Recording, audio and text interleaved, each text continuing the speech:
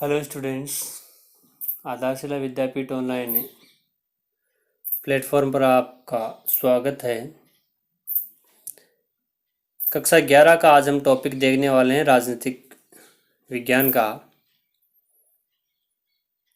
और पहला अध्याय है राजनीतिक सिद्धांत एक परिचय। यहाँ पे आपको एक चित्र दिख रहा है। कुछ लोग आपस में बातें कर रहे हैं। एक बच्चा कह रहा है, लीजिए एक और किताब याद कीजिए। फिर एक बच्ची के द्वारा कहा जा रहा है, लेकिन हम उन्हीं चीज़ों पर बात करेंगे जो हमसे जुड़ी है। फिर एक लेडीज़ जैसे दिख रही है, थोड़ा इंतज़ार कीजिए और देखिए यह कक्षा कुछ अलग होगी। ज़रा पन्ने पलटकर पृष्ठ 8 पर दिए बॉक्स में सुकरात के विषय में पढ़ो। फिर लड़का कह रहा है, मुझे पता नहीं, लेकिन मुझे वह तरीका अच्छा लगा जिसमें उसने औरों के विचार की असंगतियों को दिखाया। फिर लड़की कहती है, ये तो सच है, सच में अलग है। सुकरात कौन है?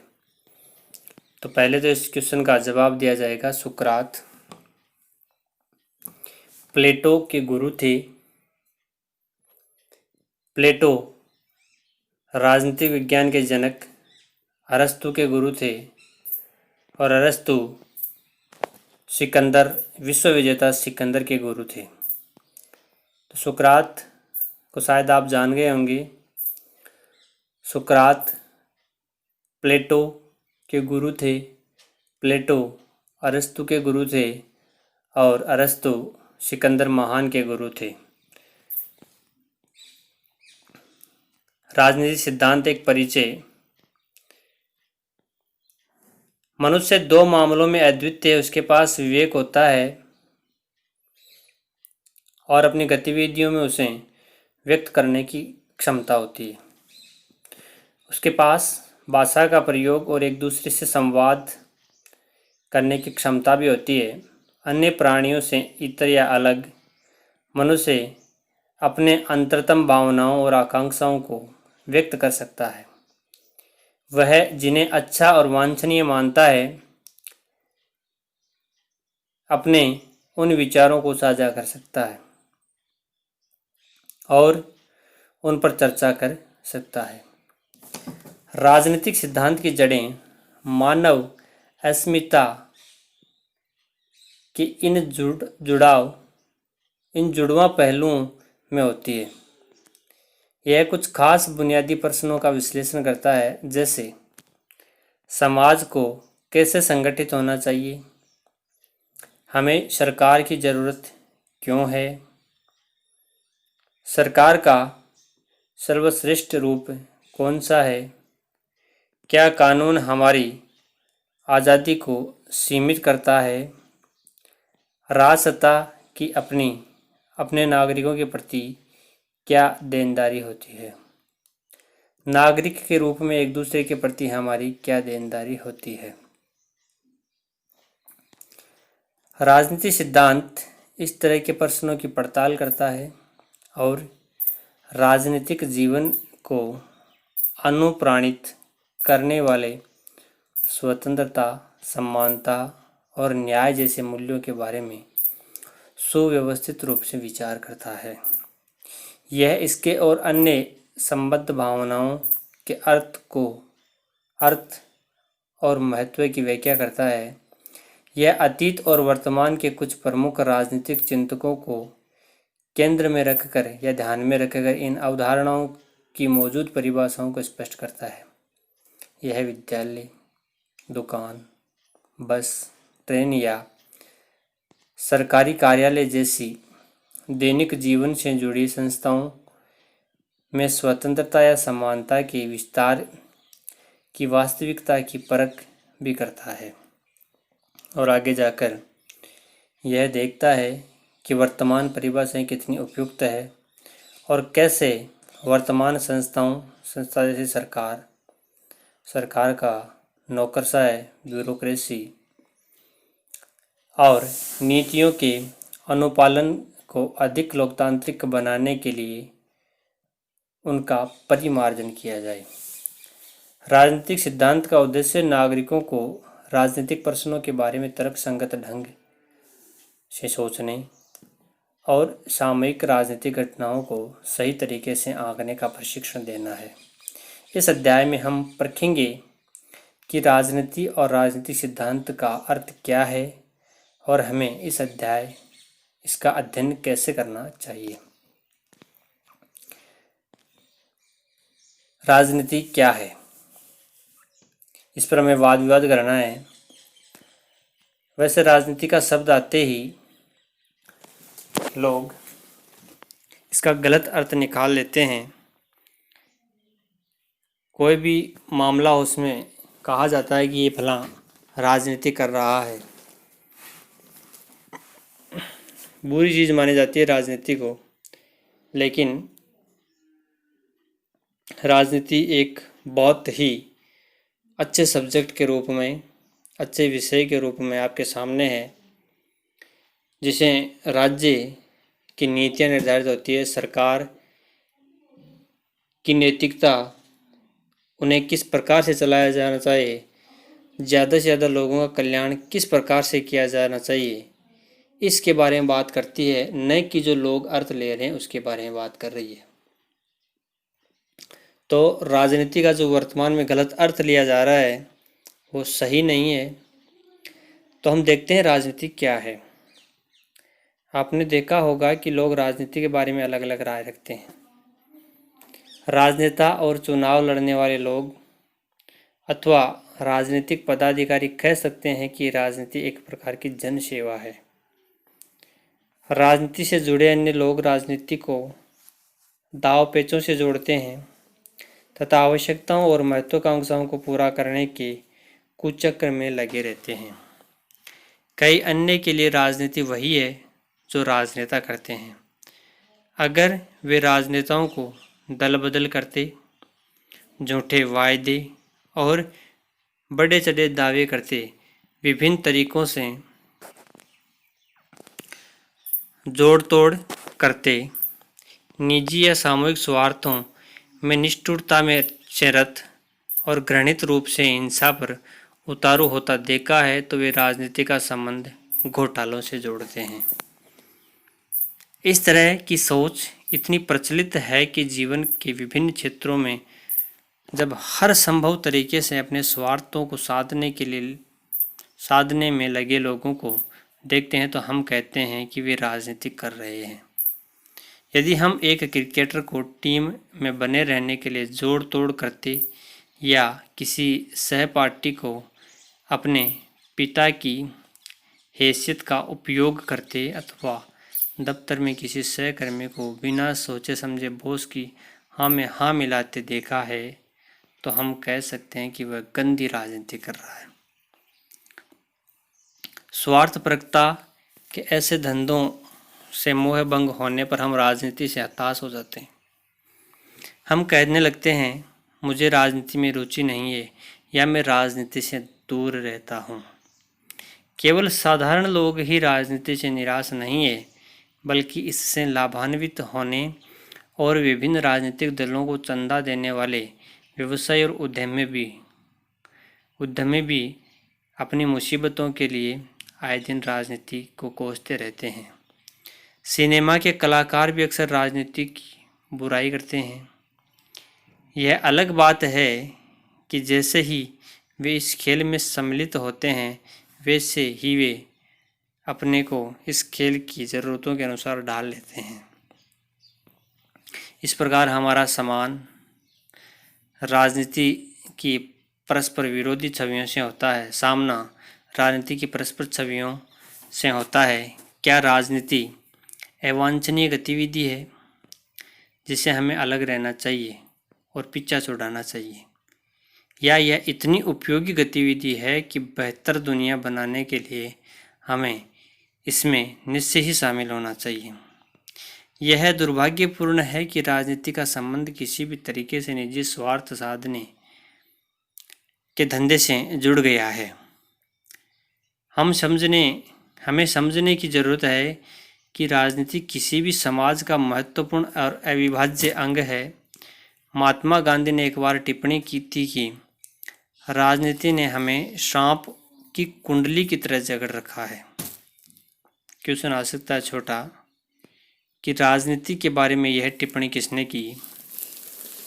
तो महात्मा गांधी ने यह टिप्पणी की कि राजनीति ने हमें सांप की कुंडली की तरह जकड़ रखा है और इससे जूझने के सिवाय कोई रास्ता नहीं है।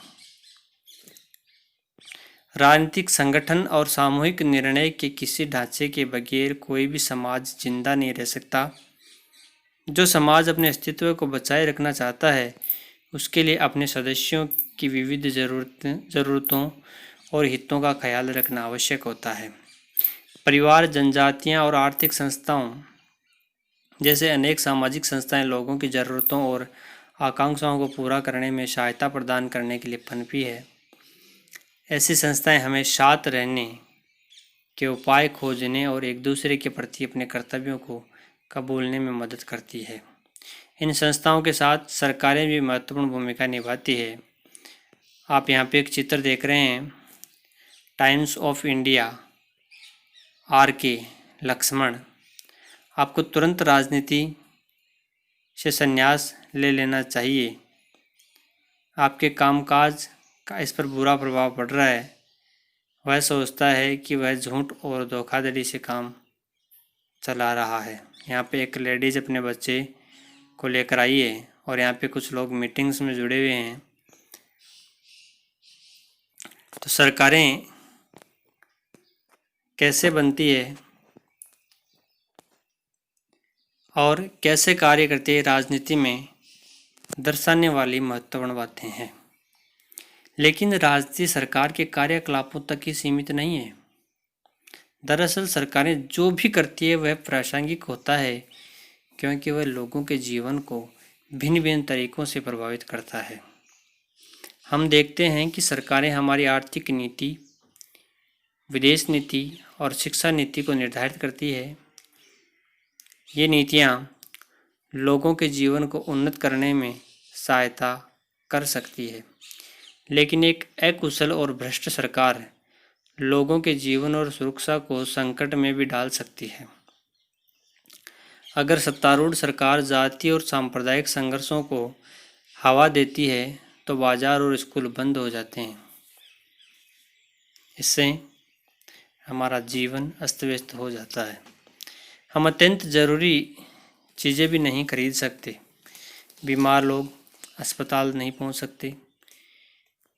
स्कूल की समय सारणी भी प्रभावित हो जाती है।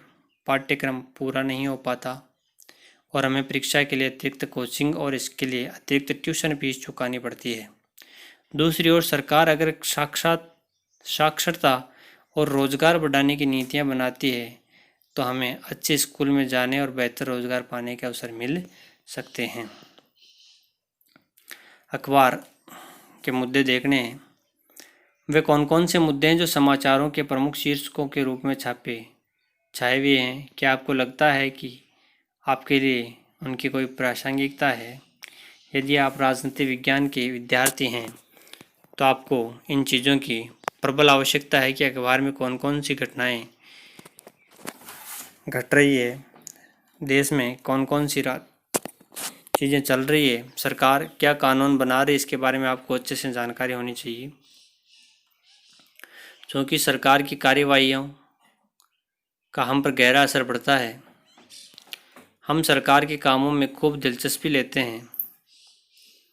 हम दूसरे से बातचीत करते हैं और सरकार के निर्धारित लक्ष्यों को आकार देने का प्रयास करते हैं। जब हम सरकार की नीतियों से असहमत होते हैं तो हम विरोध भी करते हैं और वर्तमान कानून को बदलने के लिए अपनी सरकारों को राजी करने हेतु प्रदर्शन आयोजित करते हैं। हम अपने प्रतिनिधियों की गतिविधियों पर जोश के साथ वाद विवाद और विचार विमर्श करते हैं कि भ्रष्टाचार बढ़ा या घटा। हम पूछते हैं कि क्या भ्रष्टाचार को जड़ से मिटाया जा सकता है? क्या किसी खास समूह के लिए आरक्षण न्याय संगत है या नहीं? हम यह समझने का प्रयास करते हैं कि क्यों कोई पार्टी और नेता चुनाव जीतते हैं।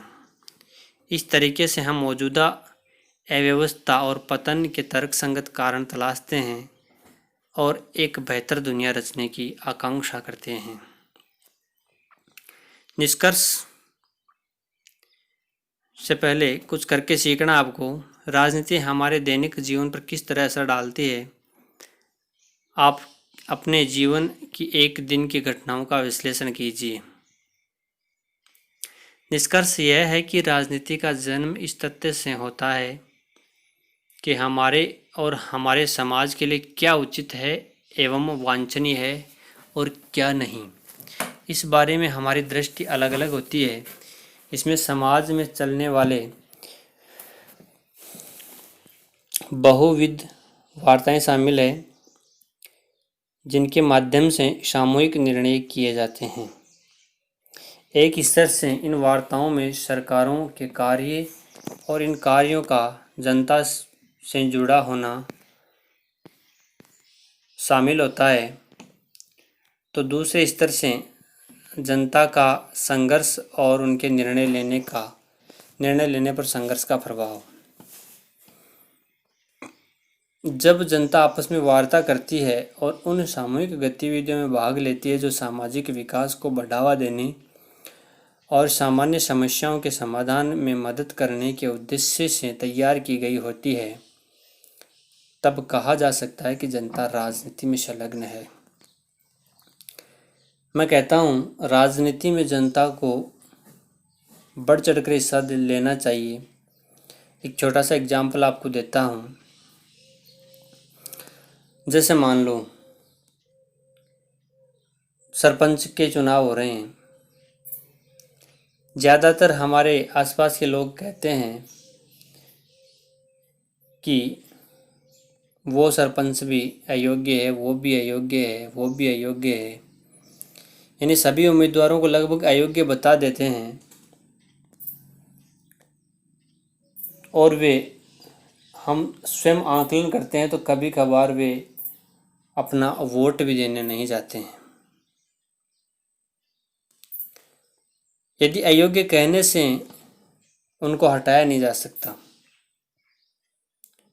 उन्हें सरकार के प्रत्येक कार्य में भाग लेना होगा, रुचि लेनी होगी, अपना वोट आवश्यक जाके करें ताकि वो अपनी पसंद और नापसंद आराम से बता सके सरकार को, और सरकार उस पसंद या नापसंद के आधार पर उस प्रतिनिधि को चुनकर या चुनाव जिताकर हमारे सामने पेश करे, जिसे वो जनता का ज़्यादा से ज़्यादा लाभ या उनका जन कल्याण कर सके।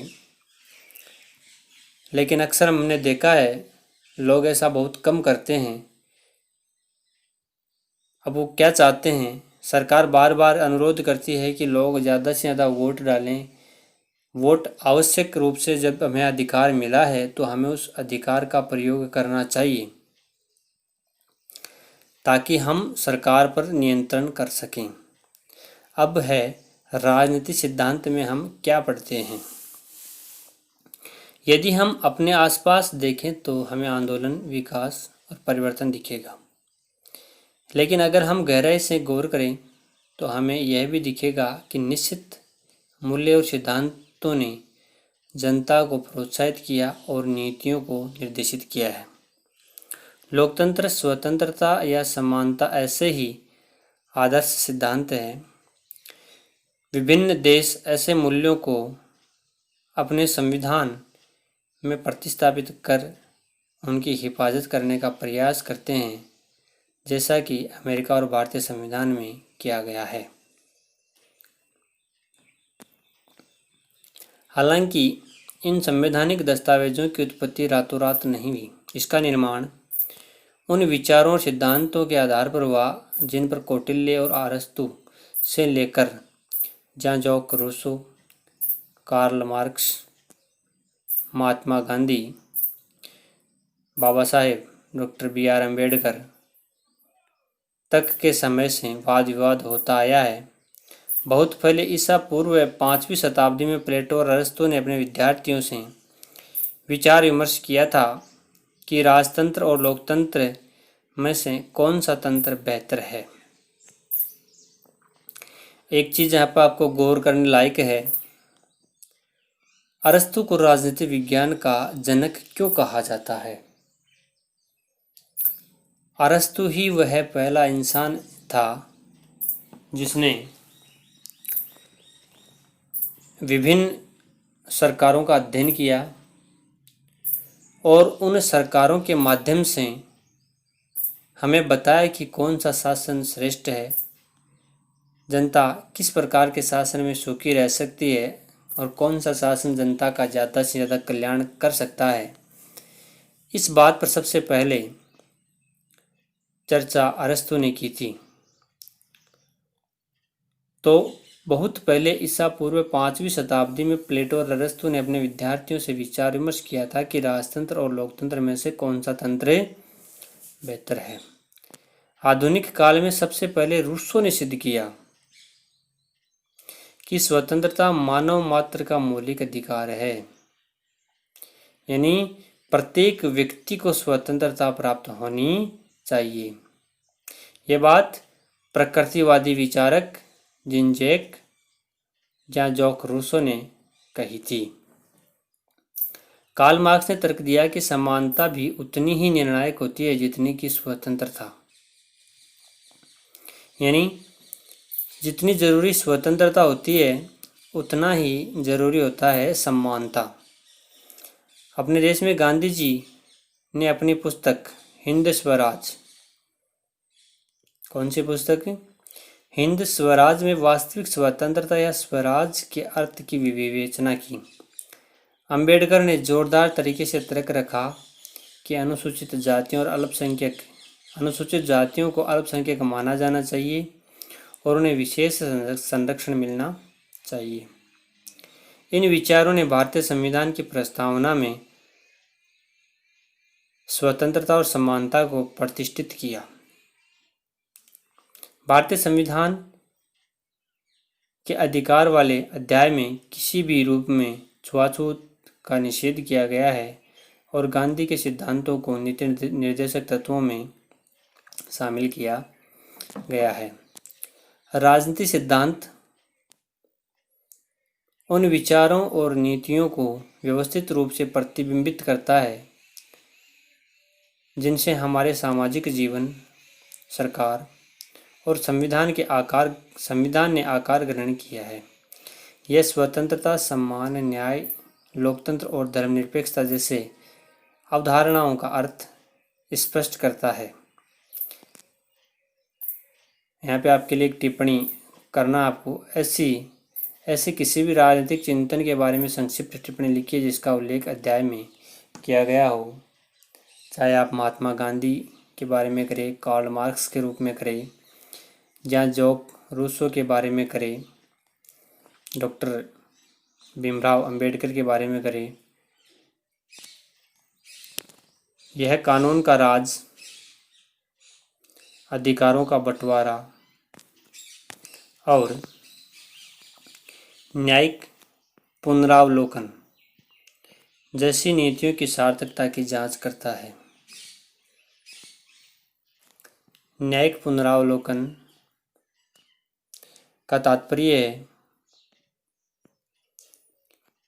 सरकार द्वारा बनाई गई नीतियां जो जनता को लगे कि ये उनके हितों के अनुसार नहीं है, तो वह उसके खिलाफ न्यायालय में जा सकता है और न्यायालय उस कानून की पूर्णतया जांच करता है। यदि वह कानून जनता के खिलाफ है, जन कल्याण के खिलाफ है, तो उस कानून को रद्द तक घोषित कर सकती है, या वह कानून जहां तक जनता के जन कल्याण के खिलाफ है वहां तक उस पर प्रतिबंध लगा सकती है। यही न्यायिक पुनरावलोकन है। यह इस काम को विभिन्न विचारकों द्वारा इन अवधारणाओं के बचाव में विकसित युक्तियों की जांच पड़ताल के जरिए करता है। हालांकि रूसो, मार्क्स या गांधी जी राजनेता नहीं बन पाए, लेकिन उनके विचारों ने हर जगह पीढ़ी दर पीढ़ी राजनेताओं को प्रभावित किया। साथ ही ऐसे बहुत से समकालीन विचारक हैं जो अपने समय में लोकतंत्र या स्वतंत्रता के बचाव के लिए उनसे प्रेरणा लेते हैं। विभिन्न तर्कों की जांच पड़ताल के अलावा राजनीतिक सिद्धांतकार हमारे ताज़ा राजनीतिक अनुभवों की छानबीन भी करते हैं और भावी रुझानों की संभावनाओं को चिन्हित करते हैं। आपके लिए कुछ कार्य दिया गया है। क्या आप पहचान सकते हैं कि नीचे दिए गए प्रत्येक कथन स्थिति में कौन सा राजनीतिक सिद्धांत मूल्य प्रयोग में आया है? मुझे विद्यालय में कौन सा विषय पढ़ना है, यह तय करना मेरा अधिकार होना चाहिए। किसके बारे में है ये? स्वतंत्रता के बारे में है। इसके बारे में है, स्वतंत्रता के बारे में। छुआछूत की प्रथा का उन्मूलन होना चाहिए। यह किस सिद्धांत या मूल्य का प्रयोग किया गया है यहाँ पे? समानता का। कानून के समक्ष सभी नागरिक समान हैं। यहाँ पे भी सभी को सम्मान, यानी कार्ल मार्क्स ने कहा था कि स्वतंत्रता जितनी महत्वपूर्ण है उतनी महत्वपूर्ण क्या है? समानता है। चौथा है, अल्पसंख्यक समुदाय के लोग अपनी पाठशालाएं और विद्यालय स्थापित कर सकते हैं। यह स्वतंत्रता है। क्या है? स्वतंत्रता।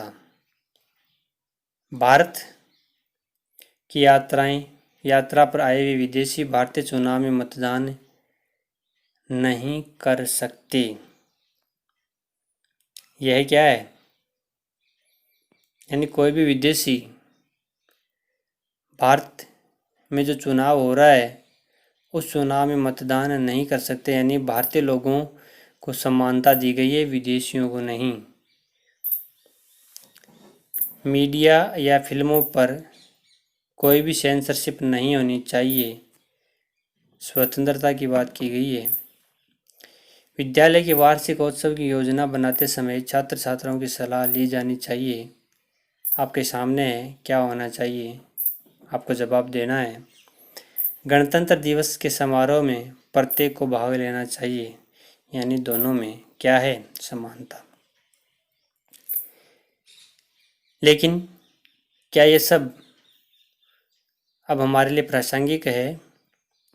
क्या अब हम स्वतंत्रता और लोकतंत्र प्राप्त नहीं कर चुके हैं? भारत सचमुच स्वायत्त और स्वतंत्र है। हालांकि स्वतंत्रता और समानता से संबंधित प्रश्नों का उठाना बंद नहीं हुआ है।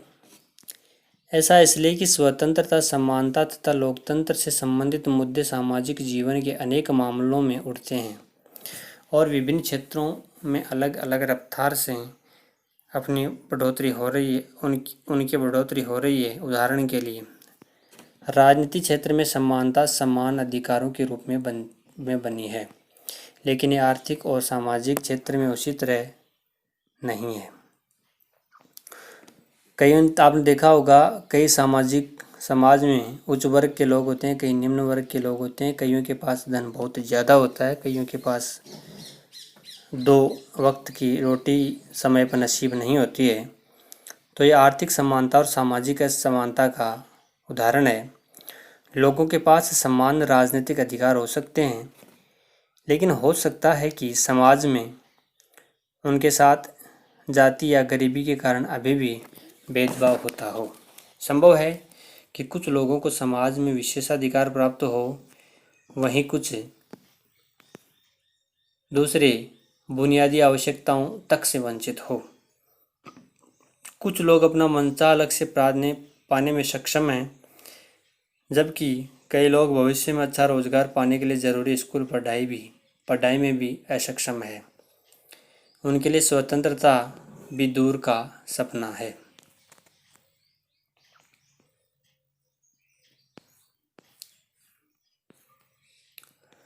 आज की इस ऑनलाइन क्लासेज में हम इतना ही पढ़ेंगे।